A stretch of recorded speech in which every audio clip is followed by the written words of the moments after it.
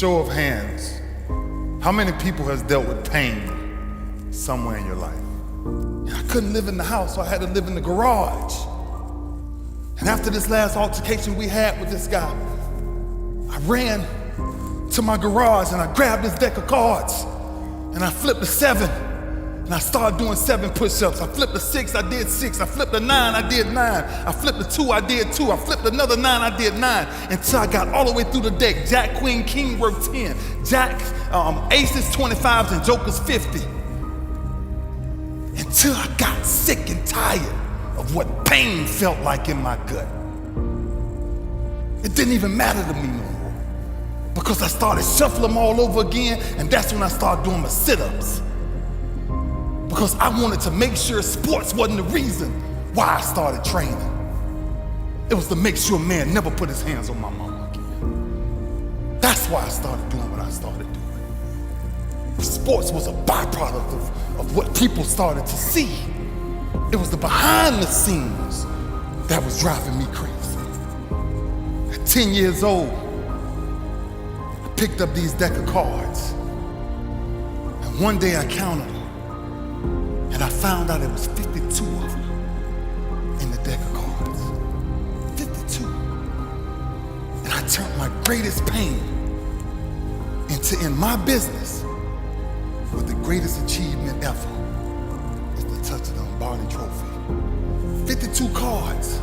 And ironically, my number ended up being 52. I wish I made up the story, but I didn't.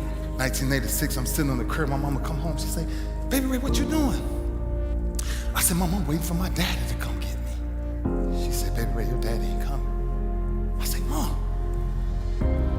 somebody said daddy in town and he coming to get me for Christmas." She said, "Baby Ray, your daddy ain't coming." I said, "Mom, I'm not leaving. I'm gonna sit right here." 7:30 came by, 8:30, 9:30, she came back out and said, "Son, get up. He ain't coming." I said, "Mom, he gotta come. I'll be all right." I sat there till 11:30 at night.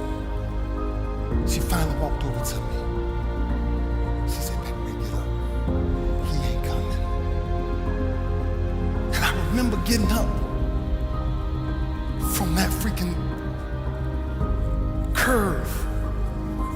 And I told my mama that day, "Mama, no pain will ever stop me from taking care of you and my brothers and sisters. Because nobody knows what I'm dealing with. The greatest pain a man will ever go through in his life is the disconnection of a father.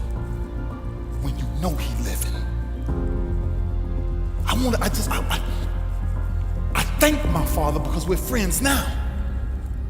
But I thank my father for not coming around me when I was a child. Because the way he was living wasn't the way I was supposed to live. So sometimes to really find the root of who you are, you must go back generationally and find out if you're following the same curses. That's what pain is. Pain is a repetition of the cycle. Until you learn how to figure it out, until you learn how to tap it on the back and say, "I know you there, but I'm built to deal with you." I don't want nobody to leave here today and not understand why we must find a way to push through pain to understand that's on the other side of that is glory. The night before the Super Bowl, I retore my tricep. Couldn't tell nobody. I couldn't go to the doctors. I couldn't go to my teammates. What I was gonna tell them? That I can't play. I retore it. And it was bleeding so bad, and it was burning so bad that I took a shoestring from one of my shoes. And one of the fire spigots, I tied a shoestring around the tire spigot and tied it around my arm to hang my arm up just so I can get 3 hours of sleep. And I held it there all night, and that shoestring held my arm there all night. And I got up and I walked in that stadium. And I'll never forget this. If anybody's ever saw this ride, I came out of halftime And I stayed in there a little longer because I got ready to tell my trainers, I'm like, man, listen, I can't even punch nobody with my arm. It's hurting that bad. I said, I got it. A whisper came to me. It ain't about you. It's about the team. It's about the team. I came out the locker room, my arm burning so bad. Jacoby Jones was walking to the end zone to receive the kickoff. I'm running towards the sideline.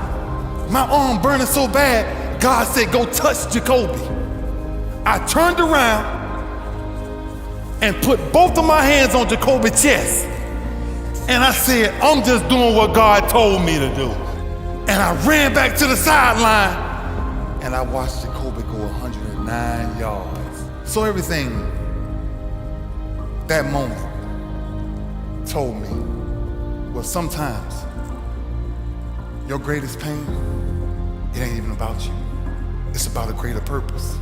That if you can find a way to push through, that if you can find a way to not make it about you, learn to appreciate the occasional storms that come in your life.